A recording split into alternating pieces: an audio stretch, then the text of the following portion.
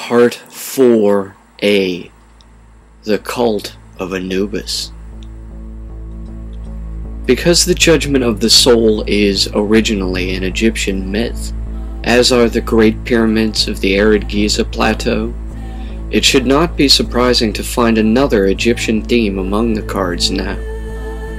The cult of those who keep the eye in the triangle symbol of the eye in the pyramid design safe, ostensibly as do in many movies the IO ourselves, are devoted to the cause of worshipping death and the act of the mind leaving the body at the moment the soul ceases to breathe within its lungs.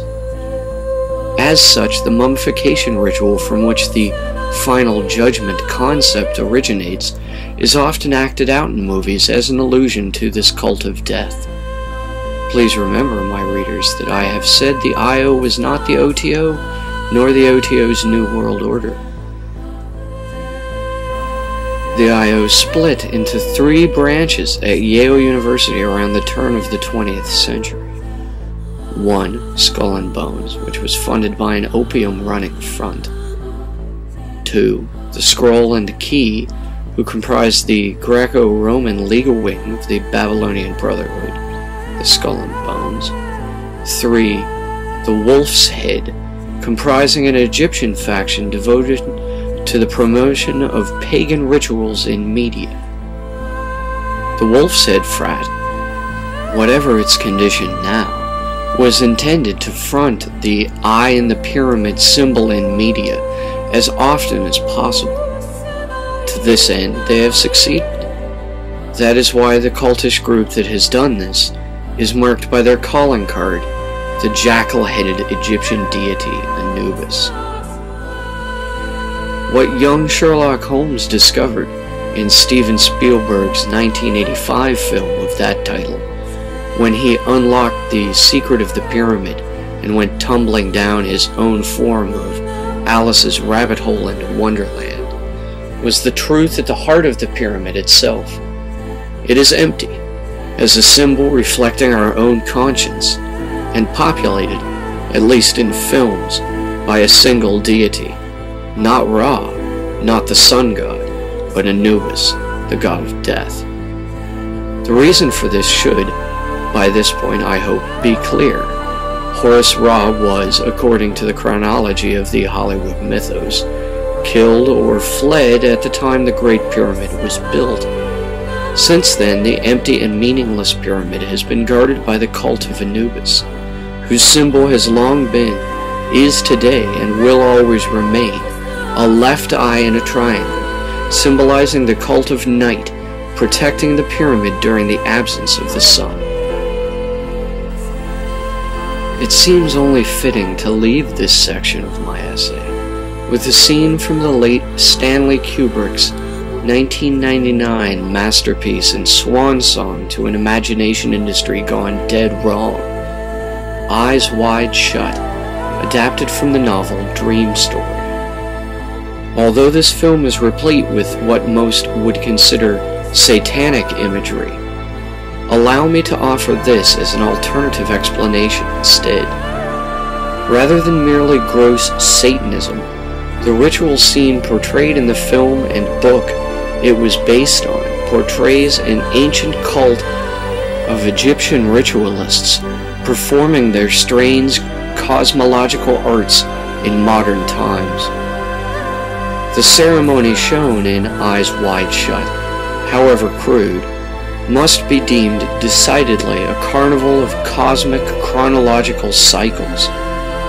Obviously, Thoth as Ibis is a player, and Anubis in blue remains second only to, in red, the anti-pope, or elder fool, often symbolized as Maat in the Egyptianists' rites, adorned by the head of a ram.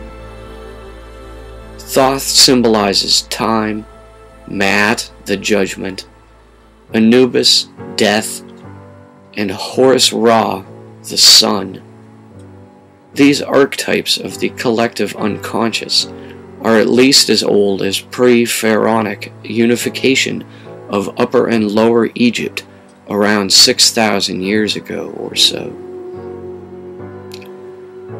It should be worth noting in closing this section on the eye and the pyramid symbol's use in modern media, that this symbol's use in media is A, arbitrary, in that it has inherited a symbol of the IO but does not understand what this symbol means, and B, entirely fictional, in that it has no definitive meaning, and all those assigned to it by the media are inventions of movie magic alone, not to be believed as a reality.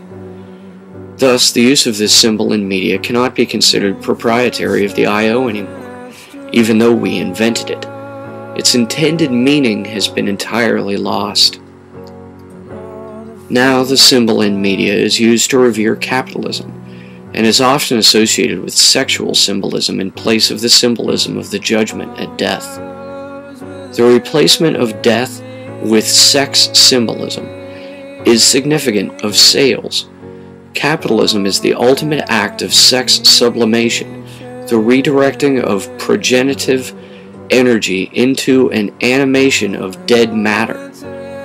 This creative impulse is a cornerstone of civility, replacing rape with the pyramid. Likewise, the careful bottlenecking nozzle dispensing catharsis, the equivalent of sublimation for aggressive energy, is handed over to the Cult of Anubis. The evolved IO of the Wolf's Head Frat then lures us into introspection over their products, replacing the threat of violence at the barrel of a gun with the pupil of a spying eye.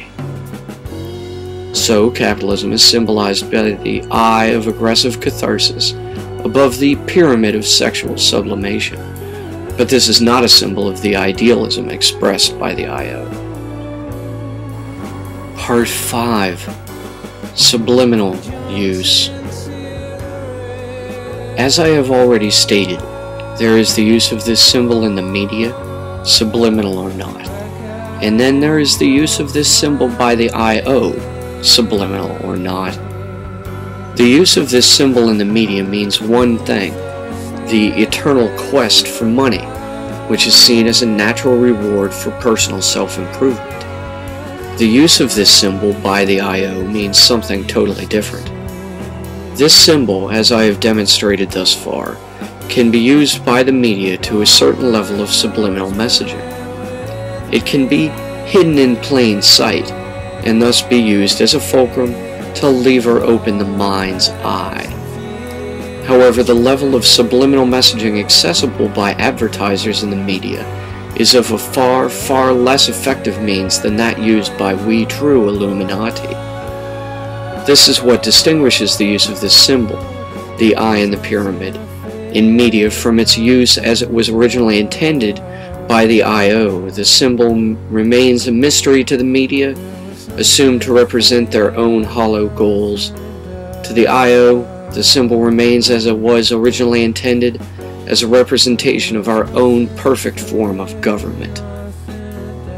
Because there are these twin levels of depth to the meaning of this symbol between that known by the public media, the wolf's head controlled Hollywood advertising industry, etc., and that known to the original IO, which has evolved into our own modern, though autonomous, IO of today. There are also different levels of depth to which this symbol can be applied, between that of subliminal messaging in public advertising and that accessible by the true IO. Here we see the depths to which this symbol can sink when in the hands of the real Illuminati.